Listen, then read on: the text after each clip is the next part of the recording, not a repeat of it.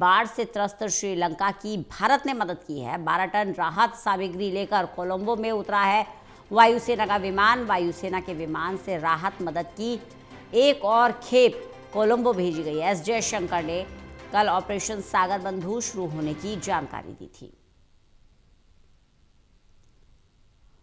प्रदीप कुमार हमारे साथ, हमारे एसोसिएट एडिटर लगातार बने हुए हैं।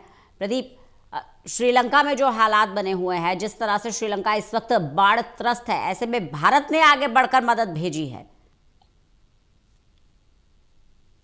देखिए, बिल्कुल रंजना, और श्रीलंका का तट जो है चक्रवाती तूफान दितवा से पूरी तरीके से प्रभावित हुआ है। भारी तूफान, ये जो चक्रवाती तूफान था, जब उनके तट से टकराया तो जो यहाँ पर दृश्य बनकर उभरा है वो निश्चित तौर पर काफी भयावह दृश्य था। और इसलिए श्रीलंका के पूर्वी तट पर जो ट्रिकोमाली क्षेत्र है वहां पर ये चक्रवाती तूफान टकराया था, और इसके कारण भारी बाढ़ और जो भूस्खलन की घटनाएं हुई हैं उसमें करीब 70 लोगों की मौत की जानकारी मिली है, जबकि कई दर्जनों लोग अभी तक लापता हैं, जिनका खोजबीन अभियान चलाया जा रहा है। श्रीलंका का आपदा प्रबंधन केंद्र उसने ये कहा कि 63,000 से अधिक परिवारों को इस चक्रवाती तूफान ने प्रभावित किया है।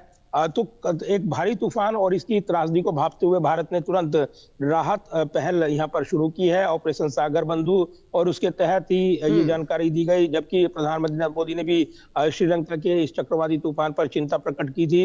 इसको लेकर विदेश मंत्री एस जयशंकर की ओर से जानकारी दी गई कि तुरंत राहत बचाव अभियान चलाया गया है, भारत की ओर से मदद भेजी गई, और अब एक और वायुसेना के विमान के जरिए तत्काल मदद भेजी गई है ताकि श्रीलंका को जरूरी आवश्यक वस्तुओं की कमी का सामना न करना पड़े। राहत बचाव अभियान में नौसेना, भारतीय नौसेना के हेलीकॉप्टर्स वो भी जुटे हुए हैं, क्योंकि वो उसके तट पर मौजूद थे। उस दौरान एक बड़ा जो राहत बचाव अभियान भारत की ओर से श्रीलंका की मदद के लिए चलाया जा रहा है। तो अपनी पड़ोसी नीति, प्रथम नीति और उस दृष्टिकोण के अनुसार भारत ने पहल की है, और श्रीलंका सरकार भारत की इस पहल को लेकर काफी उम्मीदों के साथ देख रही है, क्योंकि उनको मदद की जरूरत है ऐसे वक्त, और फौरी तौर पर जो मदद मिली है वो भारत ने तुरंत शुरू की है, और ऐसे में एक बड़ा राहत बचाव अभियान देखने को मिल रहा है। बिल्कुल प्रदीप, देखिए, प्रधानमंत्री नरेंद्र मोदी अमूमन अपने संबोधन में ये कहते भी आए हैं कि हम अपने दोस्त तो अपनी मर्जी से चुन सकते हैं, लेकिन अपने पड़ोसी अपनी मर्जी से नहीं चुन सकते।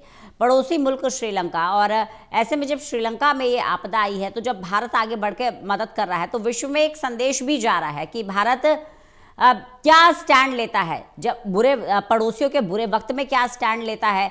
अगर कोई देश उसके खिलाफ रणनीति का बना रहा है या षड्यंत्र बना रहा है, तो किस रणनीति से जवाब देता है। कहीं ना कहीं ये एक अच्छा मैसेज जा रहा है श्रीलंका को, जो मदद भेजी जा रही है भारत की तरफ से।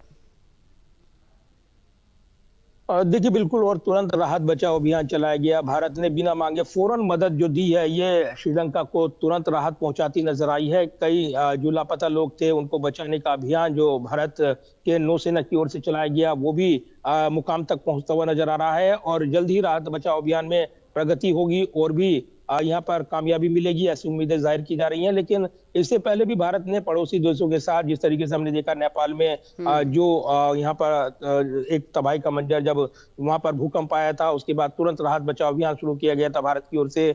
हमने देखा कि भले ही पाकिस्तान पड़ोसी मुल्क और दुश्मन देश माना जाता हो, लेकिन जैसे ही वहां पर बाढ़ की त्रासदी आई थी, भारत ने तत्काल मदद भेजी थी। इसके अलावा भी अन्य देशों में राहत बचाव अभियान में भारत बढ़ चढ़कर हिस्सा लेता रहा है।